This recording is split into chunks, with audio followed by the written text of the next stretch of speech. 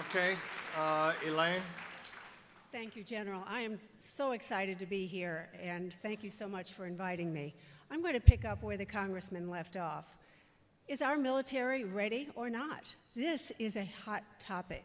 Perhaps some of you remember earlier this year, Fox News carried a program on this very topic, and it talked about shortages and equipment failures, aircraft falling out of the sky, and a lot of people asked, why is this happening? Resources have been taken away. But this program also broke new ground, because you remember the image of ROTC cadets marching in red high heels? Why did that happen? What is going on with our military? That was training to deal with sexual assault in the armed forces. It shocked a lot of people, and I'm going to give you a few reasons to understand why this is happening. Back in 1992, I was a member of a presidential commission. We studied the issue of women in combat for a full year, and the first thing we decided was, how are we going to decide? On the issue of women in combat, we had a very simple principle, a resolution we voted on. Equal opportunity is important, but if there is a conflict between equal opportunity and the needs of the military come first. You have no idea how controversial that was. We had a huge battle. It was not a slam dunk commission, because there were several members who said, no, EO should come first, and they were all in favor of women in land combat, even back in 1992. Fast forward to the present. The Military Leadership Diversity Commission issued a report, you see a picture of it there, in 2011. This commission turned military values upside down. The result of that report is political correctness now is the standard of review. Military readiness is important, says the Obama administration, but if there is a conflict, political correctness comes first. The new definition of diversity is about group demographics. It is not about individual rights. It is not recognition of merit. It's about group rights. And the Pentagon really believes this stuff. There's been a lot of talk about generals and admirals lately. Mr. Trump made some news when he said that the officer corps, the senior leadership in uniform, he doesn't have confidence in their advice at this time. And you know why? He's right. Because Admiral Mike Mullen, seated there at the left, former chairman of the Joint Chiefs of Staff, he was the prime mover behind what we now call LGBT law in the military. He said diversity is a strategic imperative for the security of our nation. To his right, Army Chief of Staff General George Casey, Jr., a few years ago said, when there was the attack on Fort Hood, Nidal Hasan, he was a jihadist. They knew he was a jihadist. But Walter Reed sent him down to Fort Hood. And you know what George Casey said? Well, this is a tragedy, but I hope it doesn't hurt our efforts on diversity. Diversity is being extended into the combat arms. So when the order was given, the military salutes and they say, how high should we jump? Well, the Marine Corps started doing research studies. You see there on the right a very courageous female officer. Give her a lot of credit for trying. She was not able to get over that wall or succeed on the infantry officer course. There were proxy tests done. 20 or 30% of women could not do the heavy lifting. Only 1% of the men could not do these tests. There were higher fatigue levels. Higher fatigue creates more injury rates. 2 to 10 times as often women get injured. There were field tests, 9 months of field tests. They had all male units and they had mixed gender units. The all male units outperformed 69% of the time. And that's why when the Secretary of Defense said, well, we're going to ignore all that. We're going to have women in direct ground combat anyway. People said, wait a minute, why did this happen? Well, it's because diversity is the primary thing. And I want to define what combat is and what we mean. Direct ground combat means attacking the enemy. It means infantry, special operation forces, armor, artillery, and the like. Women have served in danger. They have served in harm's way, but they have not been in the units that attack the enemy direct ground combat. Well, the Marine Corps asked for exceptions. This is General Joe Dunford. I would exempt him from the generals that Mr. Trump criticized. He and the Marine Corps said, well, our standard says survivability and lethality in battle would be harmed with gender integration. But General Dunford was overruled. The Secretary of Defense said, no, their paramount concern is gender diversity. So the experiment is in progress. And you know what this means? If you have a son or a nephew or someone you care about in the military, and that person needs to be evacuated from the battlefield, will this female soldier who is being carried off on a training field right here in this picture, will that female soldier be able to rescue that young man from the battlefield? Well, it seems like the military says, no, that's not our primary concern. Take a look at these female soldiers. They're in infantry training. Look at the backpacks they have, very heavy. Do you see the unnatural curvature or leaning forward of their spine? These women are very injury prone now. 2 to 10 times more likely that they will suffer injuries.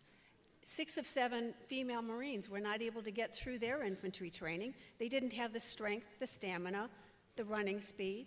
And yet, the military keeps denying quotas, and they say, but we want 25% women in the infantry, in the Marine Corps. How is that going to work? Well, you're either going to break a lot of female bodies, or you're going to have to lower the standards. The last thing we need are more female veterans who are disabled. That is not fair to women. It's not fair to men either. We don't do this in the Olympics. We have wonderful female gymnasts, but they don't do what the men do. Look at the man there with sheer muscle power, making a T shape from his own body. That upper body strength is something, a quality that men have. Most men do. Women do not. Well, I take that back. Not all men can do what the gymnasts do. But certainly the androgen hormone difference matters when we're talking about physical strength. And the female gymnasts, of course, they do wonderful things. But the men, they're amazing too. But who gets all the money? Well, the female gymnasts do. But we're talking about warfare. We're talking about battle. We're talking about lives being at risk.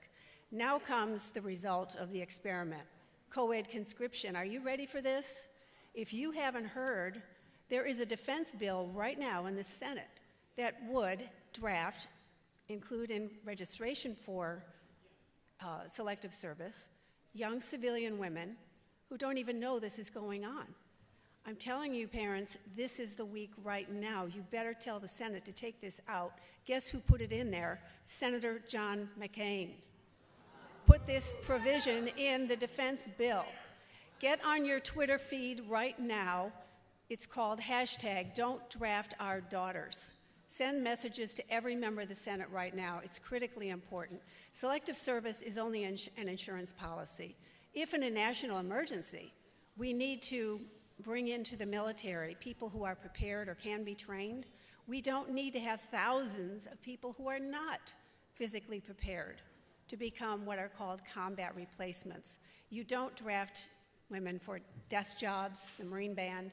It's only for combat replacements, the infantry. That's the largest branch in the service. We don't need to include our daughters in selective service.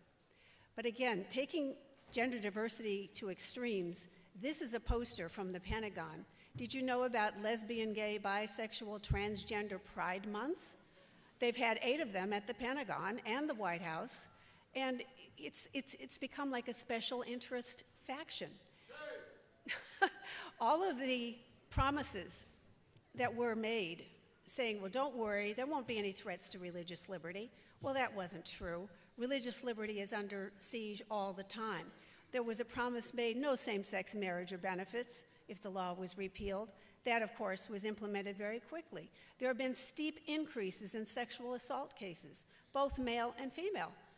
And the new LGBT equal opportunity standard means special rights status. Now we're headed straight for transgenders in the military, a promise that was made and denied at the time, but now here we are with a pink flag as well as the flag that we're more used to.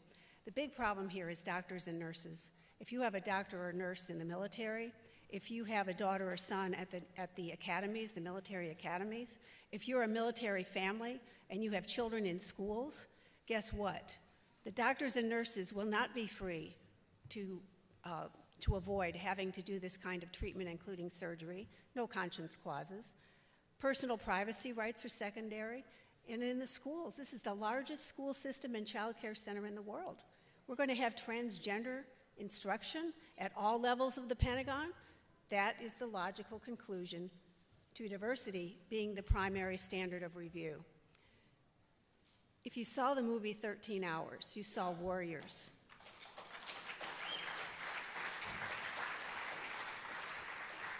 I want to pull this together. Why does this matter? It's the only military we have, folks. And when you see warriors, even in the civilian status, going to fight, and you see a station commander in the movie, his name was Bob, putting political correctness above a military objective, this shows you how political correctness that weakens military culture threatens lives. We are headed for what I call the Jenga block military. If you keep taking blocks out of the bottom of the tower and you keep loading them on top, guess what? You get a shaky tower and eventually it falls. Our national security is at risk and the military is under threat. Can the military strength be restored? Yes, it can. Here's some good news. The Republican National Platform calls for new priorities, an end to social experimentation and political correctness.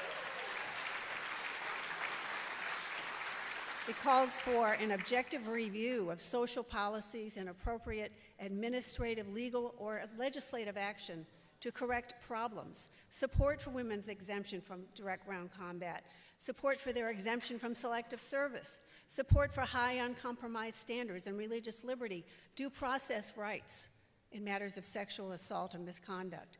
National security depends on sound values and priorities in our military. And here's the last slide. It's up to us, folks. If you support the military, they have to know that you have their back. People keep talking about we may lose the Supreme Court in the next election. I'm worried about losing our military. We have to choose carefully, and I'm not going to tell you how to vote, but civilian control of the military means we have to choose our leaders carefully. We have the responsibility to fight for the fighters who keep our nation safe, and that means we have to restore sound priorities in the only military we have. Thank you. Thank you.